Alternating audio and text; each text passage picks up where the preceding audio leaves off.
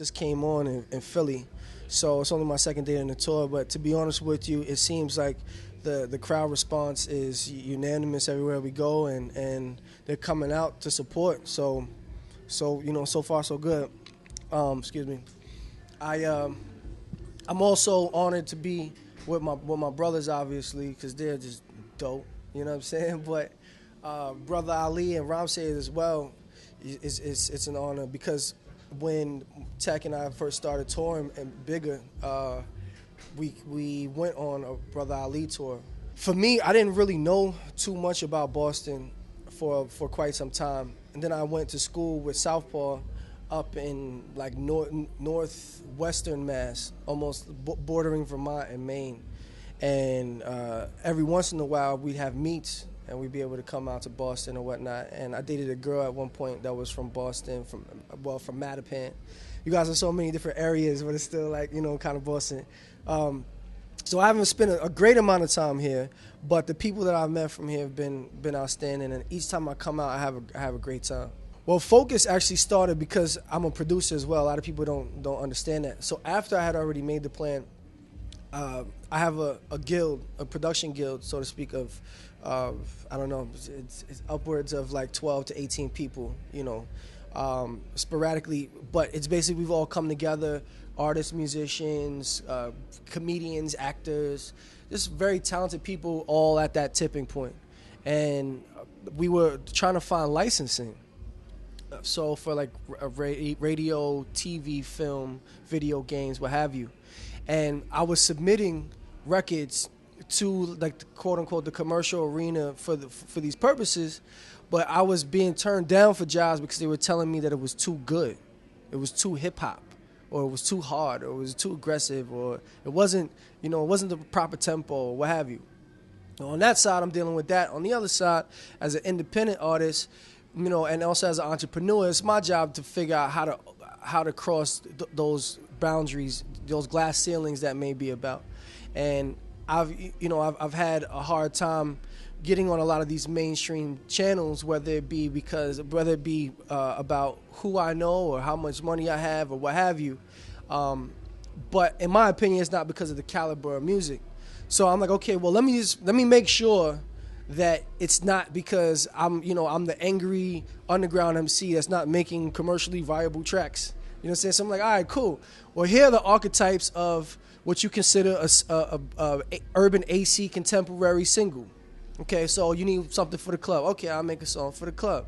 Okay, you need something for ladies. I'll make a song for the ladies. Okay, you need something for the streets. I'll give you something for the streets. You need, this one.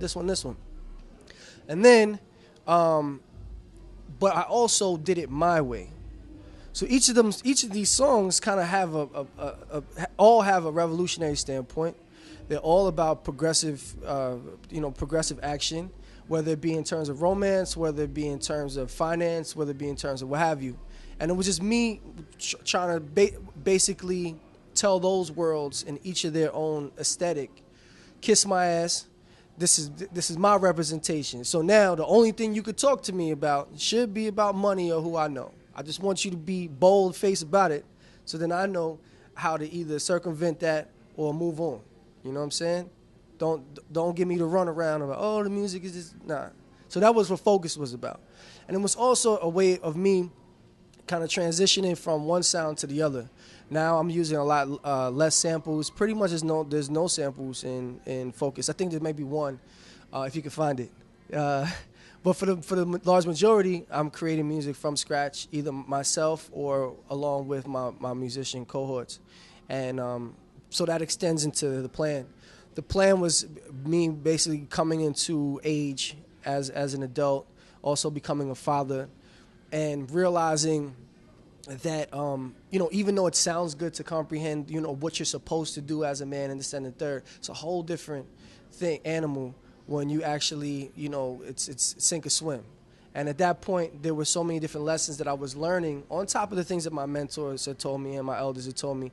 But now I know how to communicate it a little bit better. So I just wanted to share that with my supporters and my network, and basically let them know, like, look, I feel you, because I'm going through it too.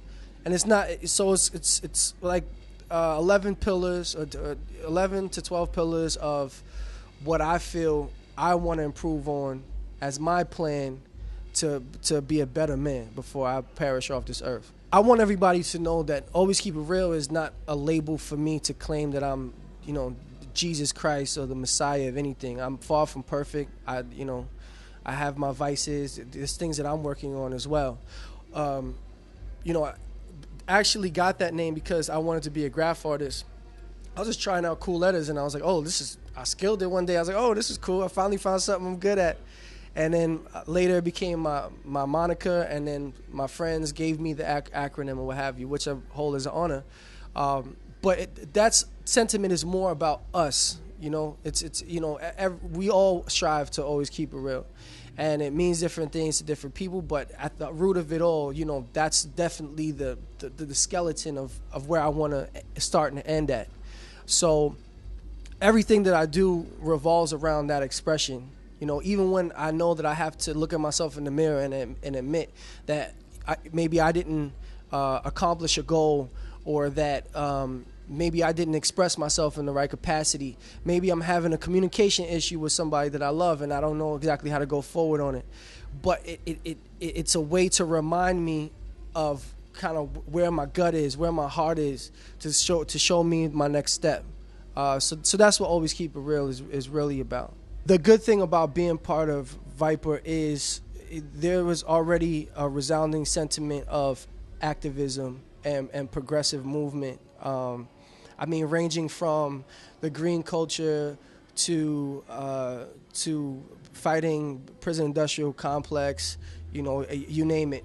The gentleman John Stewart, who owns the record label along with Immortal Technique, was the predecessor to any of us coming on, and the founder, and he has been involved as an activist in arts as well for quite a long time. So to have an elder there that you can kind of just check with to reference where we are, because there are a lot of things that do change, but the resonance will never change.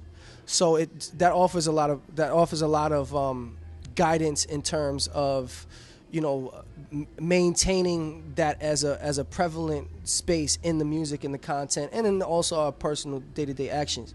I think on the business side, what it offers me is the opportunity to learn how to be a boss. There's nothing cookie cutter about it. There's nothing easy about it. There's nothing pre-prescribed. We have a mechanism where the artist is truly empowered to make certain decisions.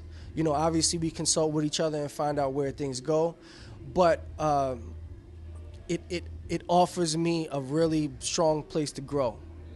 So that's the part that I do like about it.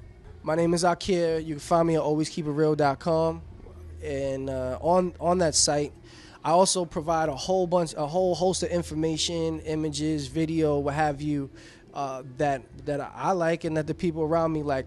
From job listings to information on news and history, what have you. So it's a resource to be used. In addition to that, you'll find my merch store on there, T-shirts and CDs or what have you. My new CD again is called Focus.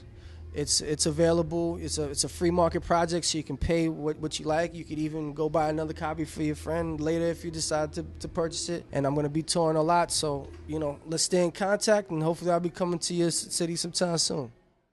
Yo, what up? This is AKIR. I'm chilling out in Boston. You are now checking out anyhiphop.com. Peace. He's always been like a big brother to me. He's shown me so much. So to be surround good brothers like that is amazing and an honor. Oh. I guess the camera agreed.